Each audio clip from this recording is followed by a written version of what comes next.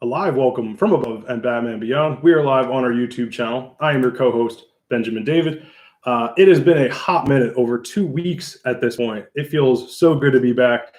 Thanks, Beyond, for your patience. I was super sick there for over 2 weeks, probably the longest I've ever been sick.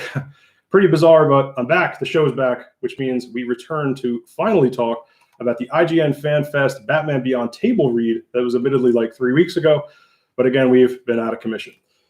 But yeah, the table read was on February 27th. It was for the classic Beyond episode Out of the Past and was directed by DCAU voice legend Andrea Romano, as well as both Batman of the Future, Kevin Conroy and Friedle. Cree Summer returned for Max and did the voice of Talia, and then Michael Rosenbaum came back as well for the voice of Carl and did some miscellaneous male voices throughout the episode, including a pretty good Ra's al Ghul, or I should say Ra's al Ghul, as they correct us throughout the episode, in place of David Warner. And speaking of live, last episode was another installment of our live action live series, where we talk all about DC news in live action. As you know, we focus mainly on animation here on the channel, both Batman Beyond and DC animated movies. But anytime there's big news in DC live action, now we have a series to cover just that. So last episode, we talked about the super exciting press release and character designs for a Batman 89 comic, something many a Bat fan have wanted for years, me included. Now we're getting it, and from the character designs that have been released, it looks like we're also going to be getting some Beyond influence, as well as some Batman the Animated Series influence on the upcoming comic. So that comic drops digital first at DC this July, along with Superman 78 comic for the Superman fans out there, which is also, I'll probably pick that up too. I don't normally pick up Superman comics, so something new. We also talked about the Supergirl casting announced, as well as Sasha Calle announced for the Flash movie, as well as the unbelievably badass Mortal Kombat trailer from WB. So make sure to check out that, make sure to check out that last live episode as well. Today's episode will also be available in audio podcast form, just like the YouTube channel. We are above and Batman Beyond. So before we jump into it, if you're new here at the channel, please consider subscribing to YouTube. Click that notification bell so you don't miss any of our new content. And for the podcast listeners, please subscribe to the pod. You can find the podcast on Apple, Spotify, and SoundCloud. And for both the pod and YouTube audience, please subscribe to both, since there's plenty of YouTube, plenty of content you're obviously not going to get on both, and vice versa. Please follow us on Instagram. We are at Batman Beyond Media, and we do frequent polls and Q&As on there, which we also bring into the YouTube and podcast shows. So be sure to follow us on Instagram as well. As you can tell, going live is not as easy as it looks when you start tripping up. Finally, last thing before we begin. Now, hopefully, it's working. So if it is, you may have noticed a pretty big improvement on sound as we go live. Sound is always good on the regular vids and the podcast, but not so much on our live episodes because it's from the webcam. But I finally took some time to do some testing and troubleshooting, and I'm pretty sure I figured out how to get that crisp podcast sound on the live videos. And then the GoPro's next for visuals for the camera, but this is a solid step since, again, I am a stickler for sound. It's a big deal to me. So if you've been listening to the podcast versions of us going live, it'll be just like that nice, again, crisp podcast sound, instead of the not so nice webcam. And with that out of the way, let's hit the table read Beyond. All right, so let's see if anyone's joined us live. Nobody's joined us live, and that's okay. Oh, still got 2 people with us. That's big for us. That's good. All right, so today what we're going to cover, of course, the table read from February 27th, the IGN Fan Fest 2021 table read of Out of the Past, the cast reunion table read. Second thing, some of my thoughts on the episode itself, Out of the Past. I'll be sprinkling that throughout, the episode, so it's not going to be, or I should say throughout the table read, so it's not going to be like, a whole chunk of me just talking about myself. No one wants to just hear that. Then finally, hashtag bring back Beyond, which is exactly what it sounds like, but we'll save that for the end. And it ties directly in with something that was said during today's table read that we're going to talk about. So it's not just exactly what it sounds like, but it is something that kind of comes up in the video. So here's my notes on the table read. Out of the Past, Season 3, Episode 5, the original air date, October 21st, 2000. Directed by James Tucker and written by the great Paul Dini. I didn't know that until tonight. It was written by Paul Dini. So some stuff up front. The guy from IGN. This is for, again, the IGN Fan Fest, which is an event similar like a Comic-Con type thing. They did other stuff. They did a big announcement for and behind the scenes thing, I believe, for the Snyder Cut. And there was a bunch of stuff that they did, obviously, for the fans. IGN's a beast, of course, so it's always great events. They did a fantastic job just up front, like editing-wise, production-wise. They did a great job with this table read, and it was awesome for them to put it together. So up front, the guy from IGN asked Will Friedle, or asked them up front, he's like, why Out of the Past? Why did you pick Out of the Past for this table read? And Will Friedle right up front was like, or actually right up front, Andrea Romano said they joke about Batman the musical for years. Like they joked for years leading up to this episode Out of the Past about doing a Batman the musical in some way or another on the show, and then finally did it. Will Friedle said he liked getting young Bruce, or like kind of middle-aged Bruce. Andrea said she likes seeing that as well. Personally, for me, it's one of my favorites because of that. Like seeing Ra's, I should say Raish, at his most twisted. Like what he does in this episode is just so damn sick. And again, it's cool seeing middle-aged Bruce with the Paulie Walnut Sopranos wings in his hair.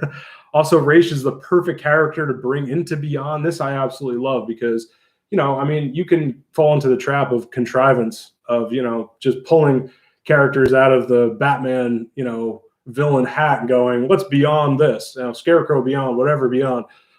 Whereas someone who's immortal, someone who's, from another world, like it, you not have to bring them into Beyond, but it's natural and it's not contrived. So it's never, again, as I put in my notes, contrived to bring in DC characters if they're immortal.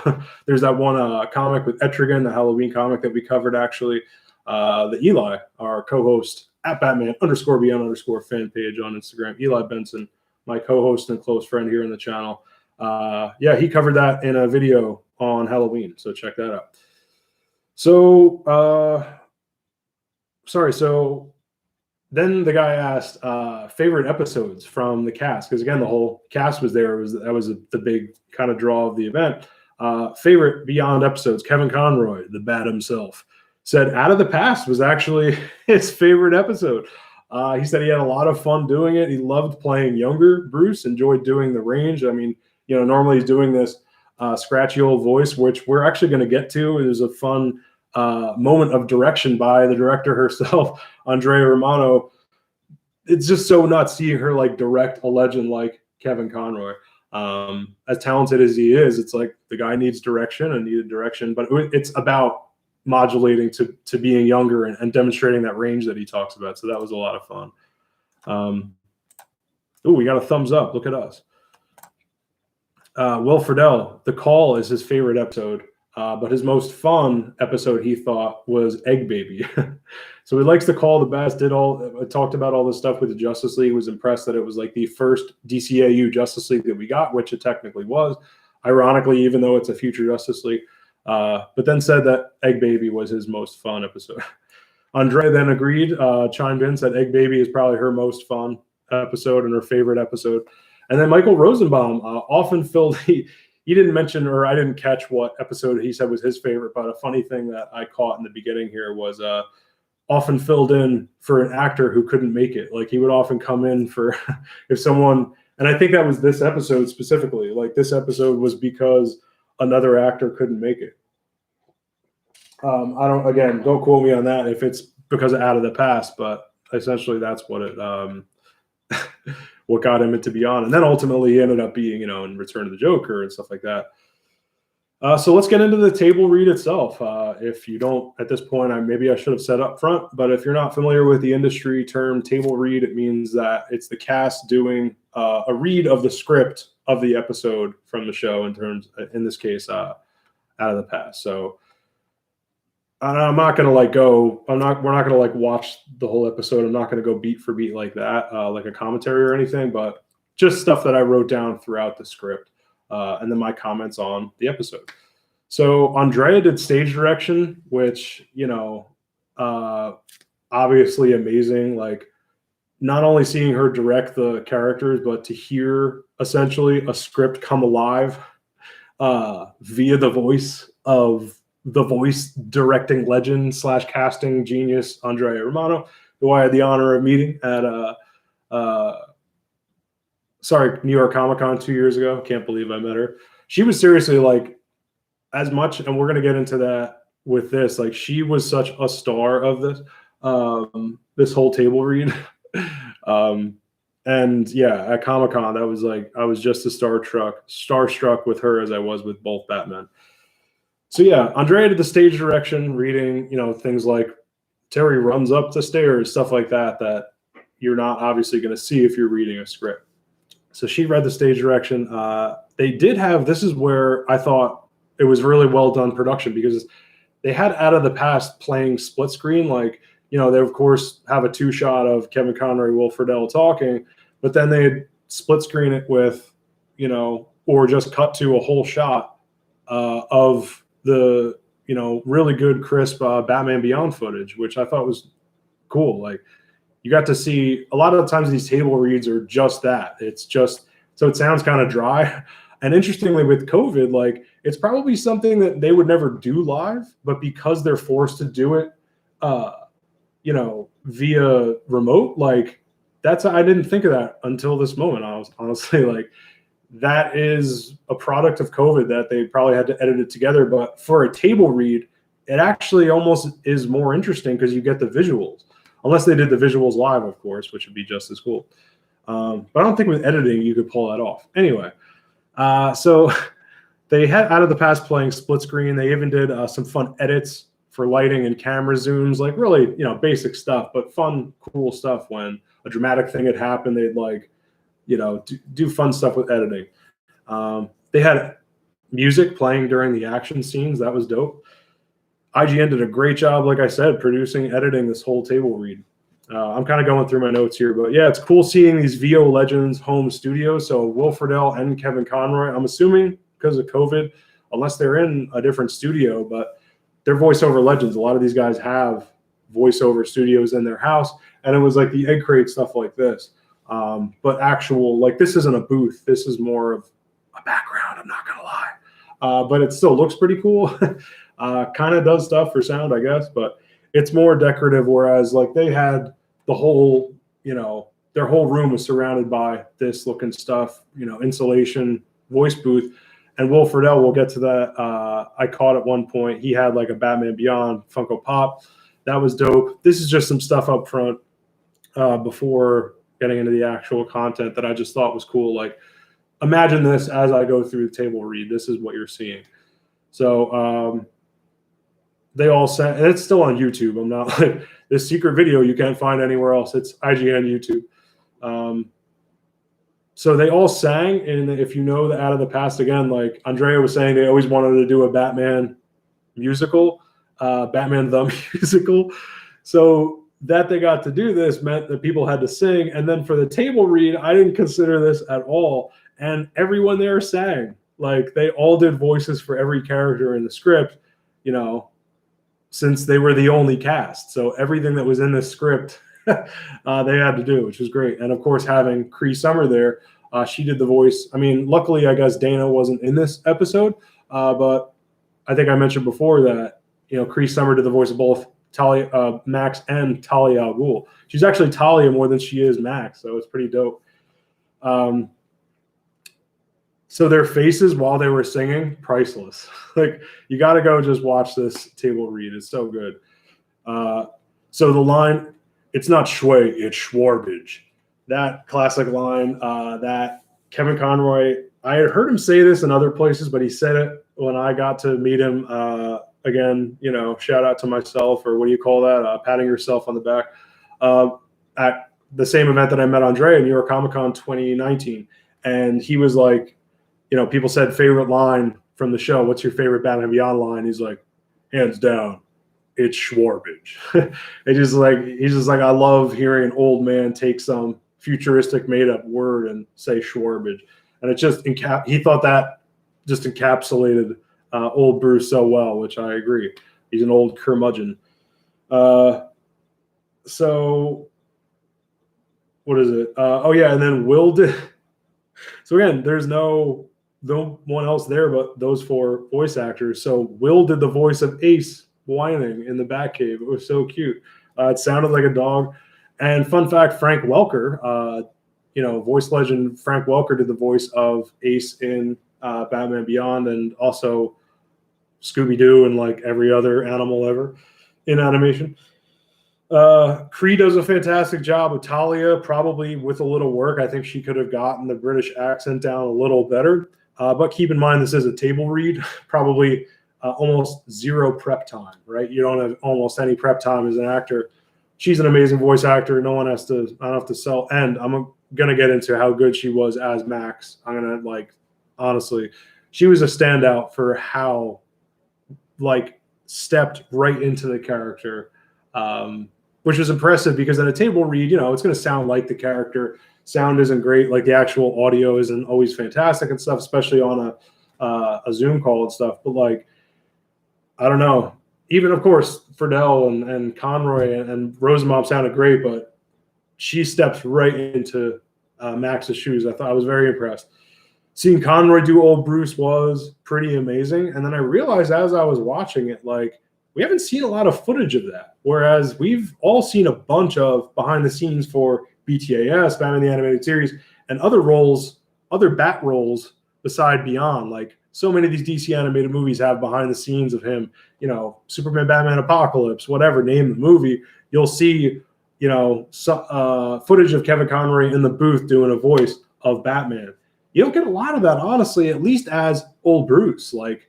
It's not that frequent that we get that. So that was kind of a cool thing. Because at first I'm like, no, we must have seen this a bunch, but we kind of don't. So to get a whole dose of that, if this table read didn't sound that appealing to you, if you're kind of like whatevs about events like this, I'm telling you, especially with intercut with the video, it's not just people talking.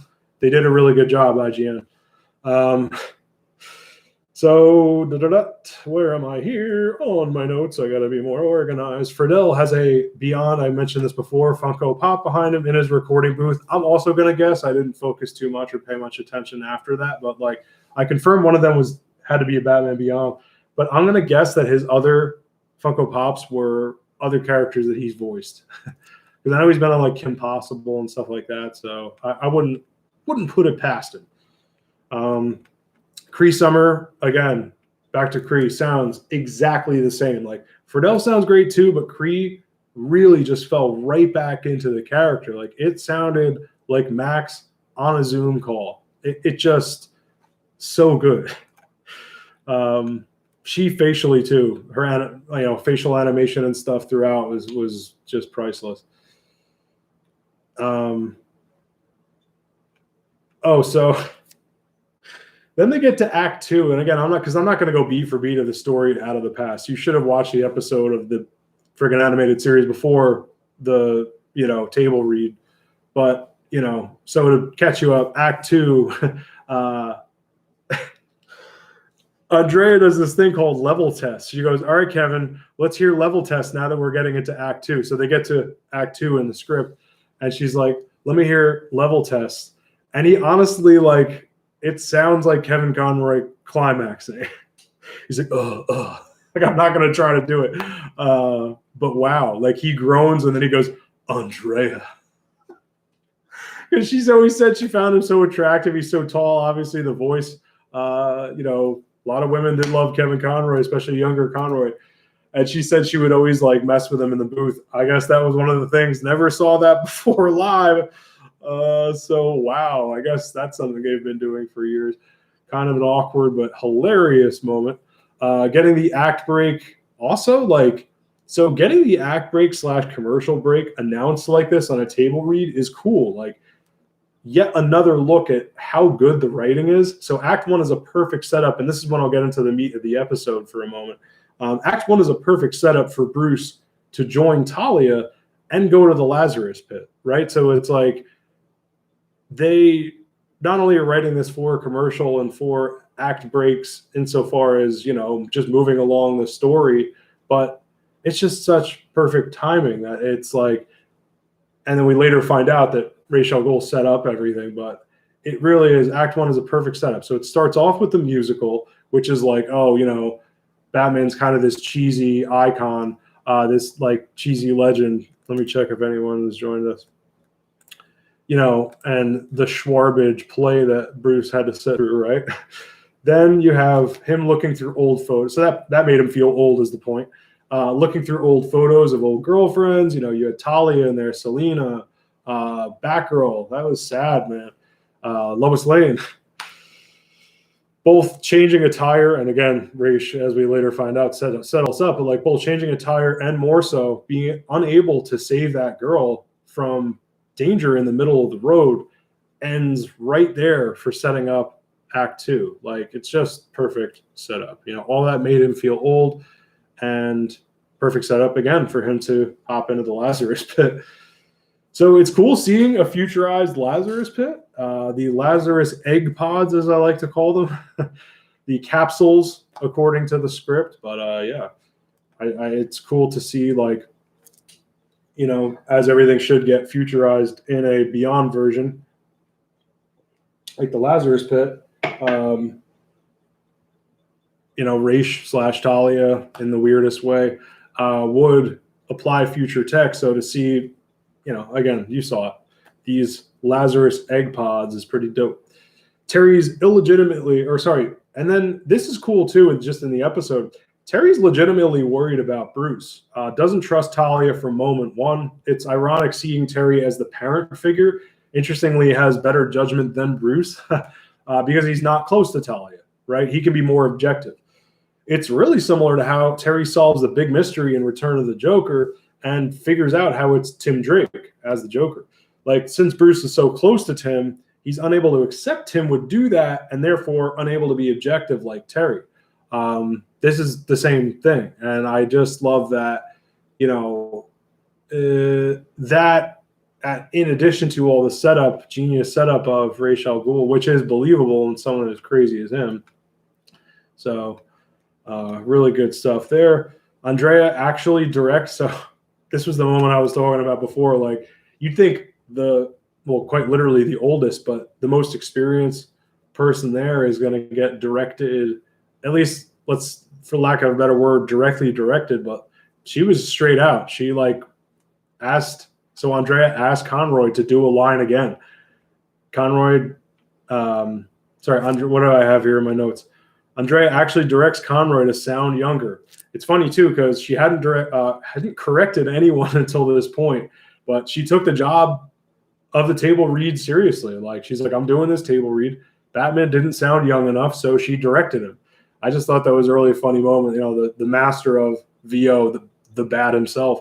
But to be fair, he hadn't transitioned his voice, and this is what I was talking about in the beginning of hearing Bruce, middle-aged Bruce, is so impressive, and hearing him go back and forth from the old Bruce to younger Bruce. And just to humble brag for another minute about New York Comic Con, that was my question for old Bruce Wayne Batman, was like, what did you do to get to that place to bring out old Bruce? Because BTAS is one Bruce, but now you have older Bruce. What did you do to get to that place? And he said, watch the video here on YouTube, but basically he said it was the anger, the frustration of not being able to do what I always say is, what does a guy do when he can't do it anymore? And when I summed it up like that, he was like, exactly, like that's. So I just brought out that frustration, and that was the voice. So it's funny to see Andrea go like, yeah, bring it back to younger Bruce. I'm like, they start over a line again. Oh, directing Batman was hilarious. So Conroy acts. Oh, and then this was cool too. Again, everyone in the script has to only be read by these 4 voice actors. So Conroy acts back and forth between a British guy and then Batman. So he's like, we're ready to land the plane, sir. Like, that was my terrible British accent. He's like, we're ready to land the plane, sir. And, and then it cuts to him being like, it's Schwarbage or whatever old Bruce says. And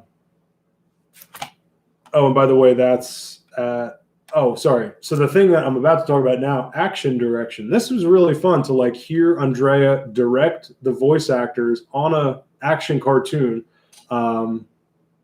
Any action cartoon, let alone my favorite, what I have a podcast about.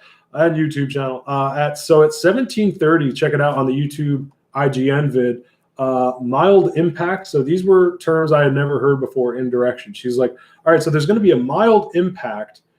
So this is what she's telling the voice actor to like, all right, you're going to have, throw a couple punches, then you're going to feel a mild impact. So you'll hear and then the actor obviously is like, hoo, hoo, hoo, and then you'll hear, ugh, and that's the mild impact. And then she's like, all right, so you're going to see exertions at the top of page, 40 or whatever it was. And she's telling us to Will Friedle, and she goes, throw a couple punches and then get choked. All three at once. That was another one, was like all three at once, talking to all three guys so that they could sound like the henchmen. It was just so damn cool to see, all three at once yell out like you're grunting because you got hit with this. And she is just as Lauren Tom, the voice of Dana Tan, said at New York Comic Con, she was like, Andrea she's nice and fun and everything, like a blast, but she is laser focused. Like, don't ever lose focus while you're in the booth with her, because she just moves so fast. And then I also heard Seth Green say in an interview that like her ability to like, what do you call that in vocab? Like when you can access adjectives. So she's like, you're again, what is it? Mild impact, these exertions, stuff like that, these verbs and adjectives, and just like ways of directing with just one or two words. She's a genius. And that's why, she's a testament to why all this stuff is so good. And now you can see it. Rosenbaum at one point yelled out, hell no. So he said like, hell no. And then he was like, oh, sorry, just kidding. And again, like there was action music playing during the action scenes. So the music stops. And he's like, no, sorry, just kidding. And then they cut back to it. He actually did a pretty good Ra's al Ghul in place of David Warner. I was impressed, man. When he plays a villain, he gets so into it too. Like he was playing some of the goons, and like he gets into it, and it's dope seeing him, kind of act it out. The horrifying reveal that Ra's sacrificed his own daughter for his immortality, and some people might not agree, but he definitely slept with Bruce using Talia's body. I know some people don't always agree with that, and they don't explicitly say it in the kids' cartoon, of course. But in my head canon, maybe I'm just sick, but it's the most Talia thing Ra's could do to Bruce. Could have done is coming on to Bruce, sorry. That's part of Talia's relationship with Bruce. That's what she does. Granted, in the animated series, not just because it's a kid's cartoon, but like she doesn't do the creepier stuff that she does in the comics. Like in the Grant Morrison stuff, I believe that she does. She's kind of a slightly more benevolent in the animated series. So maybe not. But like, I don't put it past, maybe Talia wouldn't, but I wouldn't put it past Ra's to do something sick like that.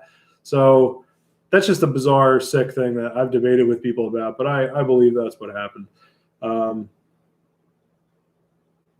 Sorry, I lost my spot here. Will and Kevin talked over each other. So this was really funny. So at one point, Andrea goes, all right, so Batman, here's what your line is going to be. And then Will Friedle and Conroy talked over each other. And he's like, I'm Batman. And it was so cool. I'm like, oh, man, both Batman. Oh, man, I'm such a nerd. And then so they go back to business. And then she's like, all right, so Will, no, you're saying, this is your line and stuff. And Friedle goes right back into action. And he goes, where's Wayne? And just his delivery in Out of the Past of like right after he comes out of the invisibility cloak with one of the goons outside the estate and out of the Ra's al Ghul estate, and he's like, "Where's Wayne?" And just his delivery is so good when he's Batman, and his face too, like his facial delivery, or I should say his facial animation during that delivery was so good. Would love to get the R-rated version of this episode. Again, I'm not just a sicko, but I just honestly want to see what the writers intended. Like, because he does say too, here's the other thing I didn't notice until my notes here. Was it just a kiss? Because he goes, he goes, you hit like a girl or something like that. And then he goes, at least she didn't kiss you, is what Bruce said. So, if Ra's is going to kiss him, who knows? Just saying. It's Ra's al Ghul here. At the end, rest well, beloved. I mean, Bruce saying rest well, beloved.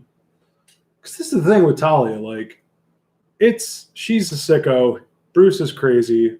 Ra's is obviously crazy. She couldn't be more wrong for Bruce Wayne than anybody else. But, like, she's genius level. You know, she could conquer the world. She could also turn to good. Like, she's got a little more anti-heroism, I think, in her than Ra's. She's definitely more on the villain side of the spectrum, I'm not going to lie. But I don't know. I think that, especially animated series Talia, it's sad. And, like, he loved her, regardless of how we feel about her. It's not the point. This is the drama of the moment. This guy loved her, and rest well, beloved. What they always called each other. And, of course, Conroy, perfect delivery.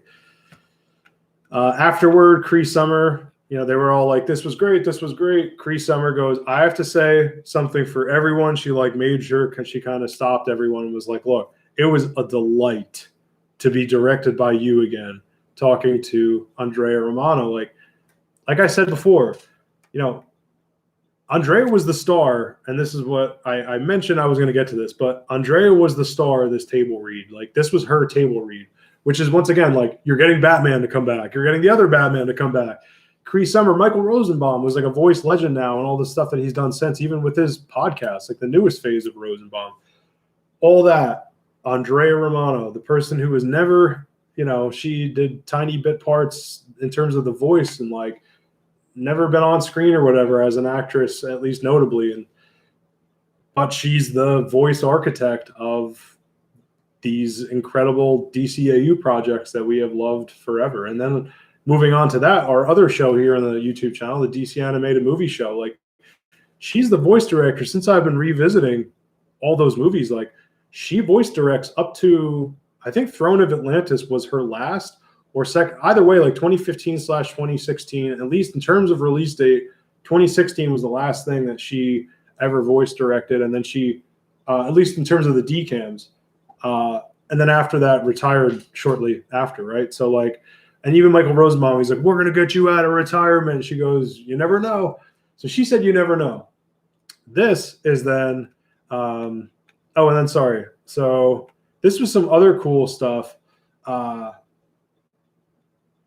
and by the way, everyone agreed with Cree when she said that about Andrea. They were all like, honestly, like, Andrea, you are the shit. And then some cool behind-the-scenes stuff from Andrea.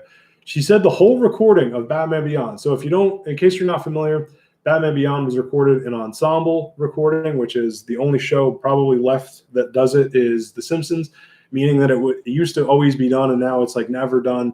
And it essentially just means, like it sounds, the ensemble, everyone in the cast is, or as many people as possible, are in the room at the same time. They almost never do it anymore, especially with the advancement of, like, digital recording and shit like that. You can record stuff. Like I said, I mean, that's probably Will Friedle and Kevin Conroy's house that you're seeing all these Zoom things recorded out of. I have my own voice booth, like, here in my apartment. So, like, to hear this. So she goes, the whole recording used to be 2 hours per episode, ensemble style. So that means that, like, 2 hours, a whole episode would just get knocked out. That's it. And, like, everybody come at the same time. Oh my God. I mean, to give you an example of how rare that is, like, I did the Batman Bad Blood panel, or I shouldn't say I did it, but I had the opportunity to go to that panel in 2016, and the whole cast was like, we've never met each other. Like, the cast was on a panel and they're like, we've never met, because they just don't do that anymore. There's, you know, people live in different cities and whatever. It's amazing to hear that whole recording. I'd never heard the 2 hours part. I knew about ensemble recording, like I said, but 2 hours is cool. And then she goes, and then 8 months later, everyone would come back and do ADR. So I forget exactly what ADR stands for, but it essentially just means it's like an audio thing where you come back and you do, you know, either lines that they couldn't get the sound right when they were recording it or with editing. So you have to do a line of your character, maybe when their head's turned or something, and the line still has to be in the recording. So you go in and you record that line. Or ADR could be like, for fight scenes, mostly for animation, they were done after the animators. So this is another thing, like in terms of production, they would always record first the voices, then they sent off to the animation, but then 8 months later, this is at least the phase with the ADR. Apparently the fight scenes were done after the animators. So I think I knew that part, but I'm not sure I knew the 8 months fact. So that was cool to kind of just get that, even though it's maybe not a direct quote. I should like, Andrea Romano said it's exactly 8 months. Just cool to hear like extra facts. Again, like she said, for the most part, ensemble, she talked about the ensemble nature of it. And it's rare that they recorded Beyond separately. She said it was more rare than not that like they would record separate. So they would really do their best. Like maybe sometimes, Will would be in New York or Kevin or vice versa, but they would do their best to like, and more than not, have an ensemble of Batman Beyond. And then of course, prior to that animated series. And I'm wondering if Justice League was ensemble, and even like smaller parts. I mean, I'm talking like Blade Summer, everybody. That's literally what ensemble means. Like, let's get everybody in one shot. We interviewed Melissa Disney here on the show, and she was the voice of Blade Summer. Even in that episode, like, yeah, she had some lines, but you don't need her to be there at the same time.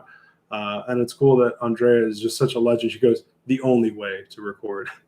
Which is interesting because probably speaking of the DCAMs and later stuff up to 2015, like I'm not sure she probably enjoyed those recordings as much. So maybe it was time for her to retire even technologically. Who knows?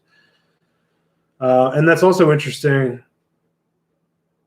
to segue into what we're going to talk about next. Like I said, hashtag bring back Beyond. So this is the final thing, and then we're out of here.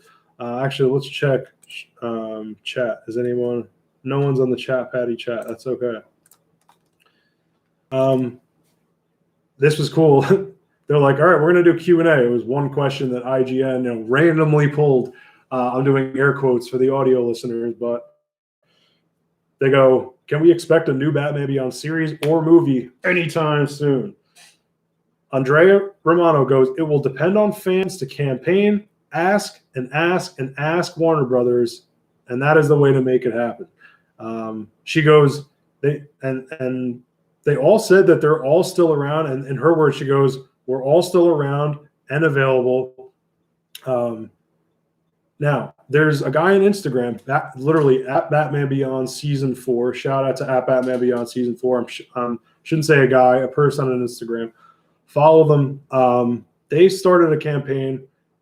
Sign the petition. He's got over 400 signatures already. Like, let's get on there. Let's join it. And I talked about this. So this is what I wrote in my notes. Let's do our part and bring back the hashtag I talked about before quarantine. So prior to quarantine, I had this hashtag, and that is hashtag bring back Beyond. Honestly, like, I don't have to sell you on. We've talked about it on the podcast and the YouTube a million times. Like, there's a million reasons to bring back the show. I also just love thinking about it continuity-wise in terms of a universe. Like, it's the future. So it's the only thing that really should get a sequel. Like, a lot of people go, why do we need there was rumors, and we did a whole podcast about it, about like rumors that are probably pretty likely. Kevin Smith didn't confirm, but was like, it's probably going to happen, of Batman the Animated Series returning to HBO Max as like a reboot / possible sequel. So everyone's like, we got a sequel. It's called Batman Beyond. Honestly, even as a Batman Beyond podcaster, I didn't think about that. Eli thought about it right away, my co-host, but like and other people said that. Look, I'm not going to argue that, but what always hit me about a future, sequel show and a season, even if it's not season 4, just like some kind of continuation, it's the future of the DCAU. And like, I just think it'd be perfect. Animation lives forever. These people don't age on. They all sound amazing. We just heard them. It is time to do it. Like, with the rumors of the animated series stuff coming back, with Young Justice coming back, with HBO Max putting out all this stuff. If we can get a 3-part, Aquaman animated series, which we talked about on my, the animation looks terrible, by the way. I hate to admit it. On our DC Animated Movie Show podcast, and actually on our Batman Beyond Media Instagram, I went live on Instagram, and then we recorded it for the podcast. But like we talked about, animation for that looks terrible. Look, HBO Max is looking for content. like Beyond. I mean, they even had a hub one day. I meant to talk about this in the podcast, and then we'll be out of here. But like, a few weeks ago, it had a whole like hub within a hub of, it'll say like all the DC animated movie universe, like the whole DCAU will be in order, starting with Flashpoint, all 15 movies. Then it'll be, and then recently, of course, now that Superman animated series is on there. One time though, it had like Welcome to the Bat of the Future, and there was a whole thing just on Beyond. Like it was a big deal when it hit in January. When Beyond dropped in January. STAS just hit, like I said, HBO Max. There is a ton of enthusiasm. All the fans are growing up for Beyond. We talked about it a million times. Like I said, I don't have to sell you on it, but let's be more proactive. Hashtag bring back Beyond, and follow again at Batman Beyond Season 4 on Instagram. And that is it for our IGN Fan Fest 21 table read of Out of the Past. If you're new here at the channel, please consider subscribing on YouTube. Click that notification bell so you don't miss any of our new content. And for the podcast listeners, please subscribe to the pod. You can find the podcast on Apple, Spotify, and SoundCloud. And for both the pod and YouTube audience, please subscribe to both, since there's plenty of YouTube stuff you're obviously not going to find on the podcast, and vice versa. Please also follow us on Instagram. I'll get this right one time. Please also follow us on Instagram. We are at Batman Beyond Media, and we do frequent polls and Q&As, which we also bring into the YouTube and podcast shows. So be sure to follow us there as well. Coming up, of course, today, actually, being March 18th, Snyder Cut, baby. Release the Snyder Cut. I shouldn't be so hesitant and sarcastic, but I'm going to watch it probably tonight, if not tomorrow. Today is the drop of the Snyder Cut. I think it was like 3 a.m. East Coast, 12 p.m. or 12 a.m. West Coast. And yeah, we're going to definitely talk about it. In terms of upcoming content, point is we're definitely going to talk about it. I'll probably go live sometime this week or for the next YouTube episode for a live series. Got to talk about the Snyder Cut, all 4 hours of it. Let us know what you think. Thank you so much for those of us who joined us here on YouTube. Follow us at Batman Beyond Media on Instagram. And then we also have, of course, for the DC Animated Movie Show. And before I forget, we have Batman Beyond commentaries that I've said it before. I mentioned on the podcast and the YouTube show. Really exciting form of commentary coming up for Batman Beyond. Eli, of course, our co-host, my close friend here, is going to join us for the commentaries, but they're going to be in a special place, in a special form, audio, video, but that's all I'm going to say for now, is that it's not going to be your typical, let's say, delivery system, and it's going to be a lot of fun, and I cannot wait to tell you more about it. And that's coming very soon, next couple weeks. And then finally, the DC Animated Movie Show. And that's, of course, here on the YouTube channel. And again, the podcast you can find on Apple, Spotify, wherever you listen to podcasts. Please subscribe. Help us out. We are a newer podcast there. The rate and review us on Apple. That really helps us out. But so within just over a month, we're getting a new DCAM, a new DC animated movie, and that is Justice Society World War II. So the next string of videos coming out here for the DC Animated Movie Show is, of course, going to cover that. And the next one, I think I'm going to start with the behind-the-scenes stuff that was available on the Batman Soul of the Dragon Blu-ray. And there was a bunch of stuff on there that I'm going to kind of condense into a video, talk about that, and get pumped for Justice Society World War II. Thanks once again for joining us for this table read recap. And this has been Benjamin David telling you to go above and Batman Beyond.